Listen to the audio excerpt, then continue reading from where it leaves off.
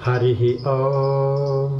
Sahana Bhavatu, Sahanau Bhunaktu, Sahaviryan Karavavahai. Tejasvinavadhi Tamastu Ma Vidvishavahai. Om Shanti Shanti Shanti. Om Jaya Shri Krishna Chaitanya Prabhu Nityananda Shri Advaita Gadadhara Shivasari Gaura Bhakta Vrinda. Hare Krishna Krishna Krishna Hare Hare. Hare Rama Rama Rama Hare Hare. So now Arjuna and Krishna are speaking now on the Bhagavad Gita in the battlefield.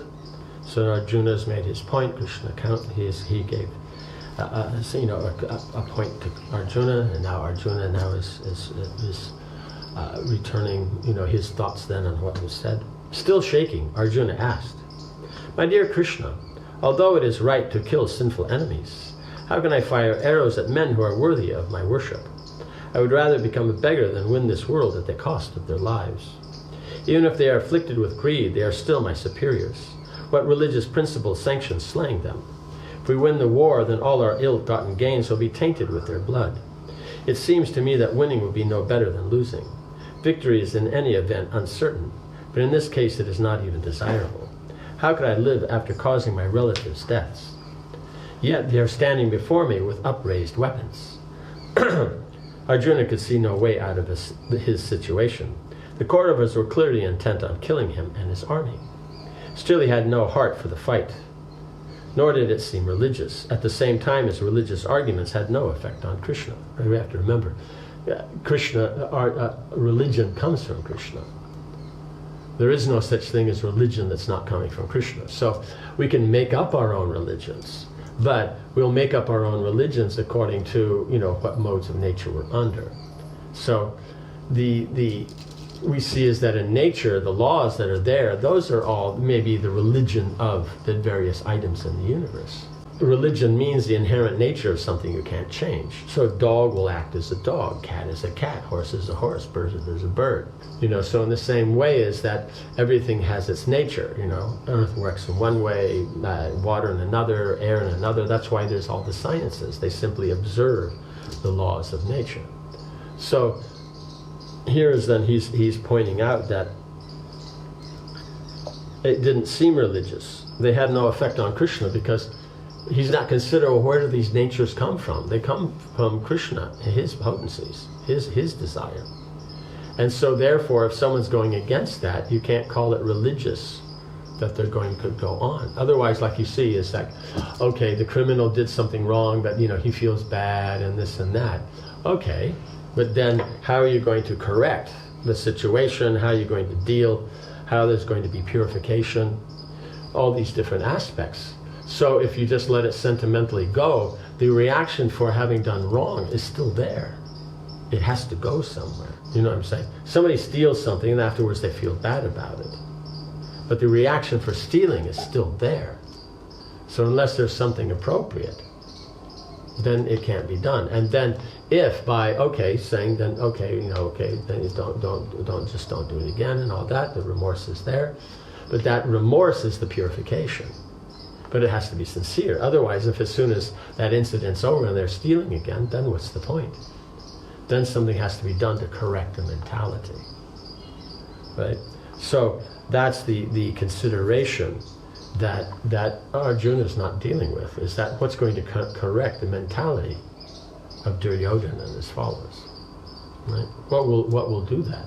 And so for them, good instruction's been given for over 500 pages, and he doesn't care less. So therefore, the only thing left, talk is over. Now the only thing is done is punishment. That's the only thing he'll understand. So in other words, up to the moment where basically he is basically on the verge of death, that's the only time then he'll notice, well, maybe I was wrong. And even then he might not.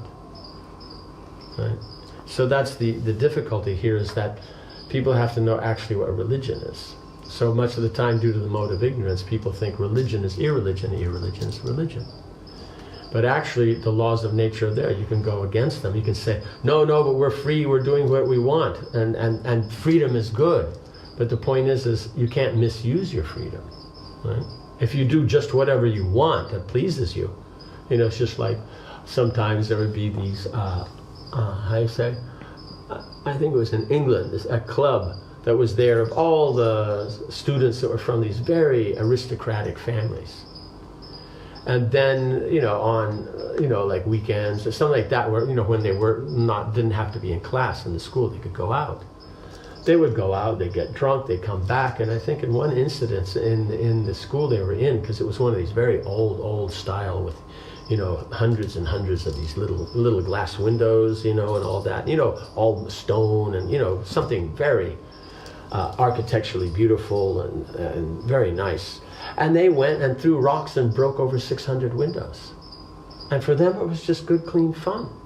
You know what I'm saying? So if it's just down to people can do what they want, then Manu also mentions that if you don't follow the rules, everyone will be fighting against each other. Everyone will be fighting. There will be complete chaos always, constantly. It's mentioned in Manu. So he's saying Dharma Shastra, but Duryodhana does what he wants, doesn't care for Shastra. Therefore, then Manu deals with that. So if you don't correct that, it will just filter down. So if Duryodhana does it and gets away with it, why won't other people do it? Then everybody will be doing it. If Duryodhana does it and all his brothers are there, but if they have it, what's to keep the brothers from fighting with each other? What's to keep, the ministers? What's to keep the citizens? So everything will just fall apart. But it's thought that, oh no, but if people do what they want, then that's a good thing. But the point is yes, within the context of what is acceptable, you do what you want. Just like you go to a restaurant, and in the restaurant, let's say they have 20 items on the menu. You can choose, you have the freedom to choose from those items on the menu. You can't go in there and say, how you say, please give me the paneer tikka, like that, and they go, but we're an ice cream parlor. Do you want vanilla or chocolate or strawberry? No, I'll take the paneer tikka, like that. You don't have that freedom. So the point is you have the freedom to choose which area you're going to work in, but within that, it has a context. This idea, no, I'll have freedom everywhere, at all times, all places, all circumstances. If everybody's doing that, there will only be chaos. And the point, if there's no rules, everybody will kill each other. Everyone will steal everything from each other. There'll be nothing left. And so that's the limit when you take it there, because he says, no, but everybody should be nice. Define nice, That's the whole, be good. Well, what's good? That's the whole thing. So Shastra defines it, Dharma defines it. You follow that, everything works. Like we see before, those who are following, everything was going very nicely. Where they don't follow, problem. What was his duty now? There was only one person who could help him. He looked up at Krishna, who sat peacefully with the reins in his gloved hands. It was by Krishna's help that Arjuna and his brothers had survived so many difficulties. He was without doubt the wisest person. He would know what to do. Deciding to surrender himself to whatever Krishna advised, Arjuna said, "O Krishna, I am confused about my duty and have lost all composure due to weakness of heart. Surely I am being consumed by miserly and selfish considerations, but I am not able to overcome them. In this condition, I ask you to please tell me what is best for me. Now I am your disciple and a soul surrendered unto you. Please instruct me. I can see no means to drive away this grief. Even winning a prosperous kingdom equal to that of the gods will not assuage my sorrow. O Govinda, I will not fight." Right, so he's surrendered, and he says that I can't see what to do, what's my duty, and all that, I'm suffering. And so you know these things, so please instruct me. But at the same time he says, I won't fight. But basically, that's point is he sees there's no benefit, so he's just giving up. It means this, he's doing nothing. It's not a positive thing. It's not like, okay, there's problems here. Well, what is the positive thing to do? But that's within your duties. It's your duties that define what should you do. Right? Because his idea was to go out to the forest. But that's not his duty. Right? His duty is, as a Kshatriya, is to protect the people. And so then that's what he has to, that's what he has to accomplish. So he's talking about the duty, but as he said, he's confused, and there's so much material considerations there that he's bewildered. And so now he asks Krishna. Arjuna fell silent. Now it was up to Krishna to convince him. On the other side of the field, Bhishma looked with interest at Arjuna's solitary chariot in the middle of the two armies. Why was Arjuna not in position? He seemed to have dropped down in his chariot. Something was going on between him and Krishna. Bhishma raised his hand to hold back his forces. Was Krishna considering a final peace effort, even on the battlefield? Surely not. The conches had already been blown to signal the beginning of the fight. Whatever Krishna was doing, Bhishma wanted to respect it. Right? Because we have to remember he's a Mahajan. So he's one of the 12 authorities on devotional service in the universe. So he's always absorbed in Krishna, but at the same time, as you perform according to your particular position that you're in, you perform your duties. And so he's doing that. As a Kshatriya, he does his duty. His duty is to protect the crown. He's doing that, even though the person on that seat is not that great. But the authority is with Dhritarashtra, not with him. That was the point he made before, that he would not rule. Otherwise, he could easily, in other words, if he had sat on the throne, we would not have this, whole Mahabharata and all this and that. It would have been another peacefully run, well-managed kingdom, like so many of the great personalities before, like Yayati and Harishchandra, and all the great personalities, Maharaj Yadu, all these things. It would have been like that. But because of the arrangement, then he wasn't taking that authority. He was just protecting to see that whoever was the authority could go on. And from that, it just happens to be that Duryodhana was the man, Dhritarashtra and Duryodhana. If Yudhishthira had been crowned, he would be protecting him. So he's just doing his duty, but he himself knows what the standard is and all that. And so then he knows Krishna is doing something, so he wants to see that goes on nicely. Bhishma decided to wait until Arjuna's chariot moved off again before giving the order to charge. Yudhishthira was also holding his forces in check, so there was no need for immediate action. So if both sides are holding back, then we can see what's going to go on now. And also then as Krishna speaks Gita, then that means everybody on the battlefield can hear this, and they can all get that spiritual benefit before they fight. Krishna now smiled more broadly. He was pleased that Arjuna, his best friend, was ready to accept him as teacher and guide. Holding up his hand in blessing, he said, "Although you are speaking learned words from the scriptures, you are still mourning for something unworthy of grief. A wise man laments neither for the living nor the dead. Both you, I, and all these assembled Kshatriyas have always existed and will always exist. We are eternal souls passing from body to body. Even in this life, we see how the body changes, even though we remain the same person. In the same way, death comes. We are given a new body. A self-controlled person is not bewildered by such a change." So Krishna's point being made is that the souls are eternal. Krishna's eternal, the souls are eternal.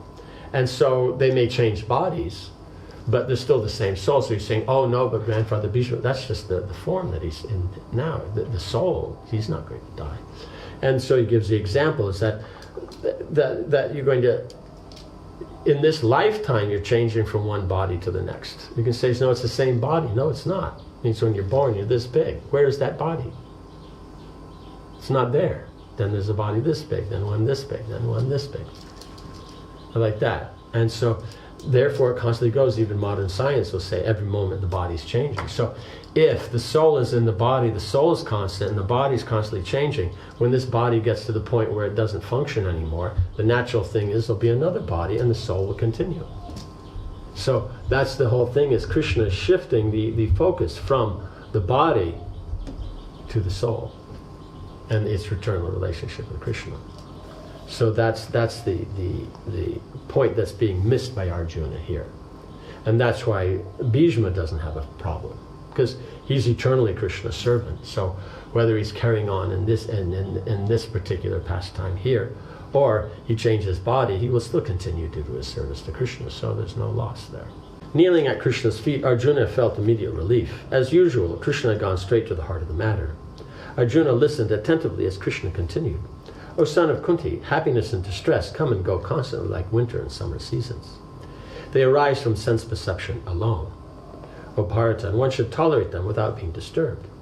A person capable of such tolerance is eligible for liberation from all misery. The great seers who know the truth have concluded from the careful analysis that the soul and spiritual reality are unchanging, and the temporary material body is ultimately without any basis in truth.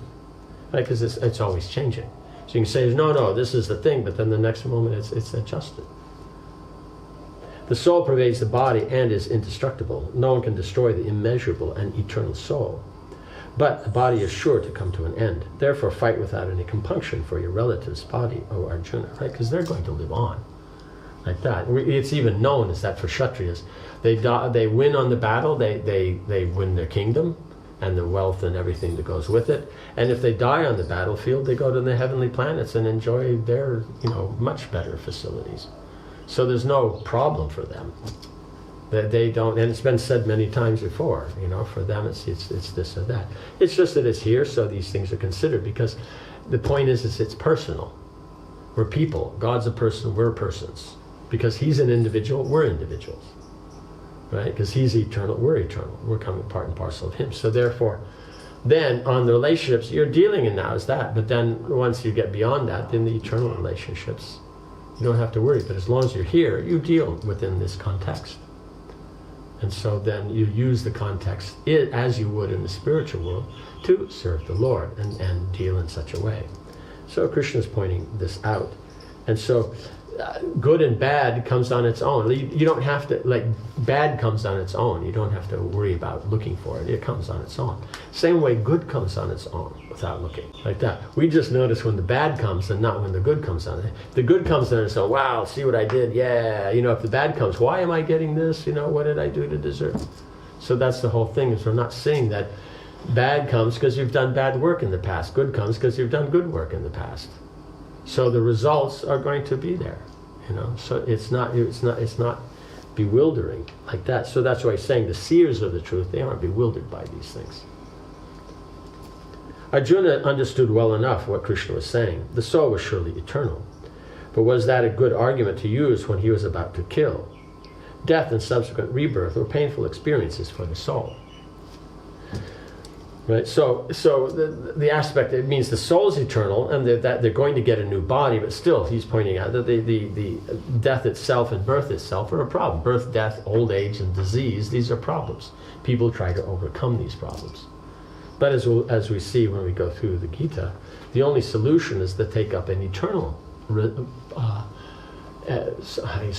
solution to this. That if you leave this body absorbed in Krishna, thinking of Krishna, then you go to the spiritual world where you won't keep changing body. Everybody around you doesn't change body, so therefore the relationships there carry on the eternal platform. Out of love for Arjuna and understanding his doubts, Krishna said, "Neither he who thinks the living entity the slayer, nor he who thinks it is slain, is in knowledge. For the self slays not, nor is slain. For the soul there is neither birth nor death at any time. He is never created, unborn and never existing. He is not slain when the body is slain. Knowing this, how can you ever be the cause of anyone's death?" Because he's pointing out, you're saying you're going to kill all your relatives, but you're not, because the soul can't be killed. Like that. So you're not killing anybody here. Right? Because he's looking at it, so you could it's not a matter of, but then we could use that for doing anything. But the point is that he's a Kshatriya, his duty is this, and if war is on the cards, that's what they do. So he's performing its duty. But the point being is that you don't have to worry performing your duty is causing a problem, because it is your duty. Otherwise, someone has to deal with these things. You can say, but free and everyone live. Why is it there? Why is there freedom? Because no one will go there and bother you. Right? Because you see in places where Kshatriyas aren't doing their duties, it's just civil wars and riots and this and that, and no one's peaceful. But you see where it's strong, that others won't come and bother you, therefore then, so much freedom is there. So one has to know where the basis for anything comes from. Indeed, the body's death allows the soul to receive a new body, just as a person puts on new garments after discarding the old, right? So he's making that point, is that then, you're talking about Bhishma and Drona, they're old, like that, so therefore then they'll get a young body, and then that will be nice for the soul, He's pointing. These aren't, technically, these are just some logical presentations that he's giving. He's coming from Shankya and some other aspects. He's not discussing yet from devotional service, because you see here he's just countering his arguments. He's just saying Shastra, and he's counting with other aspects of Shastra that are higher, a higher understanding. He's talking karma. Krishna's talking jnana, or knowledge, about the platform of the soul. The other's talking about good work, like that. But he's talking about the knowledge of the soul. But still, you have to go beyond that to knowledge of devotion and your relation with God. That will come up after he's cleared this doubt and he's gotten off this moralistic point. Then he can take him to the higher level. Om Hare Krishna, Krishna Krishna, Hare Hare, Hare Rama, Rama Rama, Hare Hare. Srila Prabhupada ki jai.